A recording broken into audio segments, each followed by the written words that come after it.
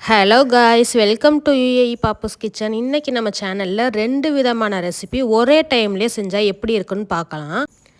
அந்த recipe chicken குழம்பு with chicken உப்பு கறி.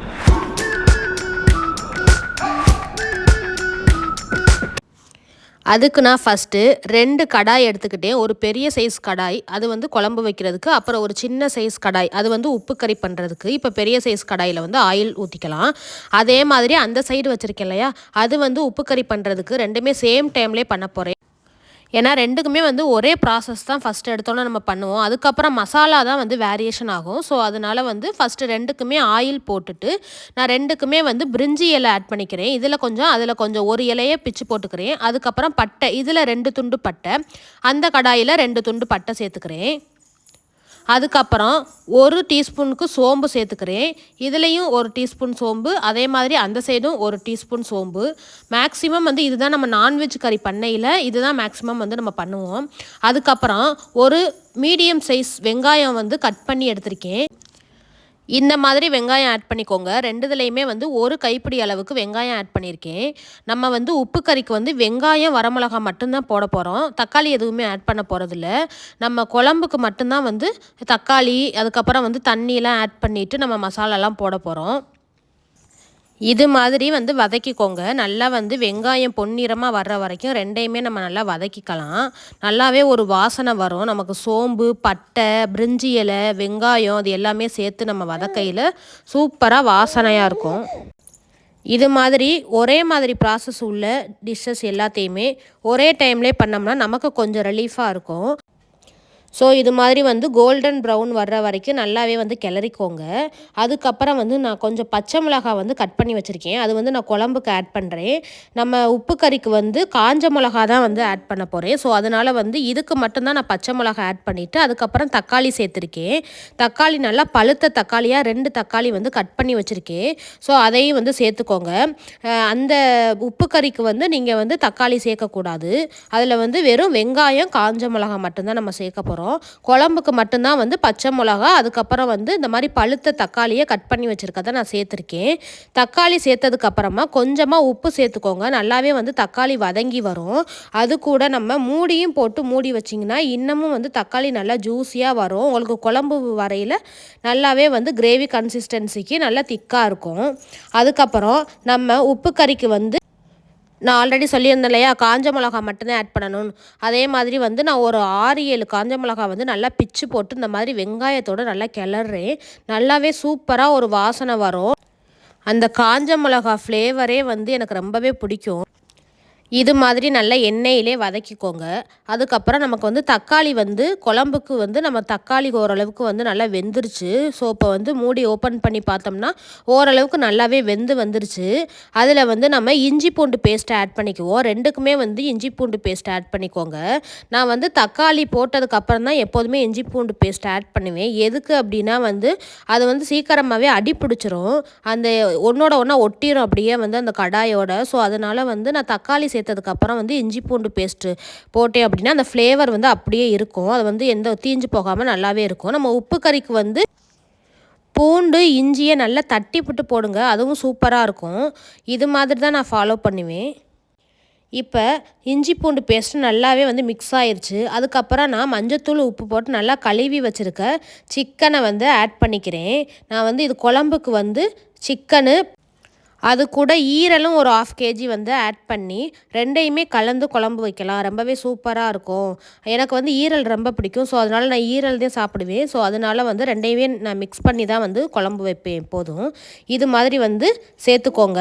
தண்ணி எதுவுமே சேர்க்காதீங்க. அதே மாதிரி மசாலா எதுவுமே இப்போதைக்கு போடாதீங்க.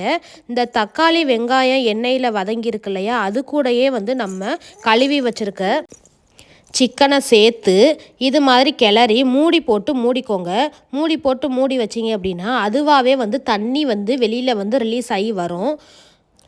அட் த சேம் டைம் இந்த சைடு உப்பு கறி இருக்கு இல்லையா, அதுலேயும் வந்து நம்ம வந்து சிக்கன் ஆட் பண்ணிக்கலாம். இதுக்கு வந்து நம்ம வெங்காயம், காஞ்ச மிளகா, இஞ்சி பூண்டு பேஸ்ட்டு சேர்த்த உடனேயே எதுவுமே தண்ணி சேர்க்கக்கூடாது, தக்காளி எதுவுமே சேர்க்கக்கூடாது.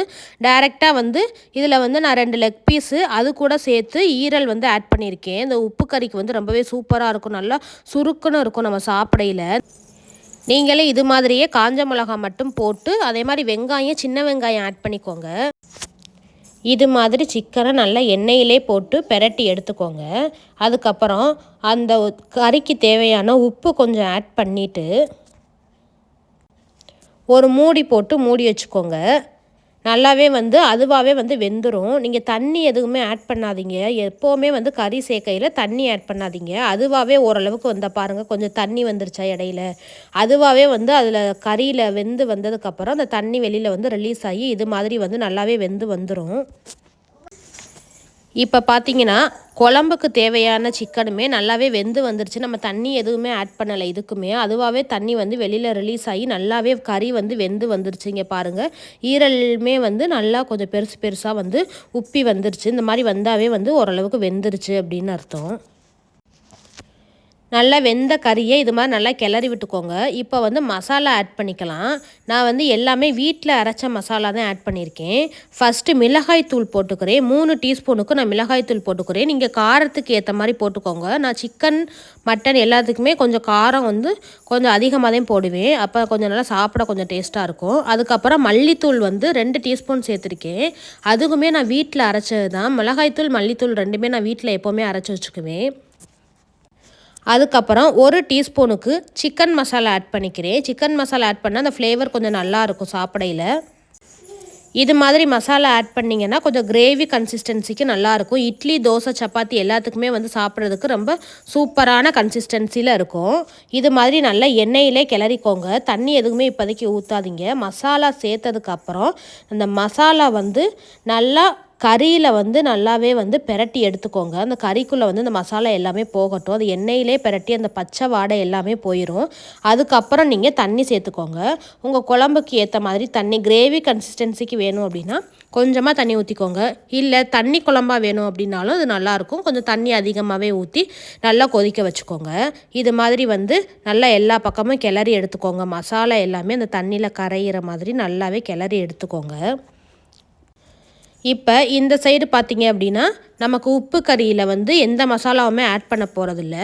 வெறும் பெப்பர் தூள் மட்டும் ஆட் பண்ண போகிறோம். காரத்துக்கு ஆல்ரெடி நம்ம காஞ்ச மிளகாய் ஆட் பண்ணியிருக்கோம். அது கூட சேர்த்து பெப்பர் தூள் மட்டும் ஆட் பண்ணால் போதும். வேறு எந்த இதுவுமே ஆட் பண்ணாதீங்க. அது ஒரு நல்ல ஃப்ளேவர் கொடுக்கும். இப்போ பார்த்தீங்கன்னா மசாலாலாம் போட்டு நம்ம குழம்புக்கு மூடி போட்டு மூடி வச்சிட்டோம். இப்போ நமக்கு உப்பு கறி நல்லாவே ரெடி ஆயிடுச்சு. அதில் நம்ம கொத்தமல்லி தழை சேர்த்து அதை சூடாக சர்வ் பண்ண போகிறோம். இப்போ பாருங்கள், நல்லாவே ரெடி ஆயிடுச்சு. அந்த கலரே பாருங்கள், நல்ல ஒரு பெப்பர் ஃப்ரை கலரில் வந்திருக்கு. இதை பெப்பர் ஃப்ரைன்னு சொல்லலாம், இல்லை அப்படின்னா உப்பு கறின்னு சொல்லலாம். ஏன்னா நம்ம எந்த மசாலாவும் ஆட் பண்ணலை.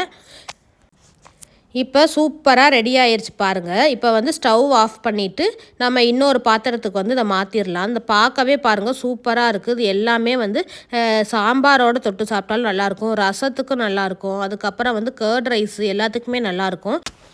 இப்போ பாருங்கள், அட் த சேம் டைமில் ரெண்டுமே நமக்கு வேகமாகவே ரெடி ஆக போகுது. ஒன்று ஆல்ரெடி ரெடி ஆயிடுச்சு, இன்னொன்று நல்லா கொதிச்சுக்கிட்டு இருக்குது. இப்போ பார்த்தீங்கன்னா நல்லாவே குக்காகி சூப்பரான பதத்துக்கு நமக்கு குழம்பு ரெடி ஆயிடுச்சு. பார்க்கவே சூப்பராக இருக்குது. இது இட்லி, சப்பாத்தி கூட நல்லாவே இருக்கும் சாப்பிட்றதுக்கும். சாதத்தோடு சாப்பிட்டிங்கன்னா இன்னமும் சூப்பராக இருக்கும். நான் ரைஸ் பாஸ்மதி ரைஸ் பண்ணி வச்சுருக்கேன். அது கூட சேர்த்து நான் சாப்பிட்லான்னு பார்க்குறேன். அதுக்கப்புறம் பார்த்தீங்கன்னா கொத்தமல்லி தழை ஆட் பண்ணிவிட்டு ஃபைனலாக நம்ம முடிச்சுக்கலாம். ஒரே டைமில் 2 ரெசிபி பண்ணியிருக்கேன். நீங்களும் பிடிச்சிருந்தா இதே மாதிரி ட்ரை பண்ணுங்கள். தனித்தனியாக பண்ணி டைம் வேஸ்ட் பண்ணுறதுக்கு இது மாதிரி ஒரே டைமில் பண்ணி டிஃப்ரெண்ட்டாக சமைக்கலாம்.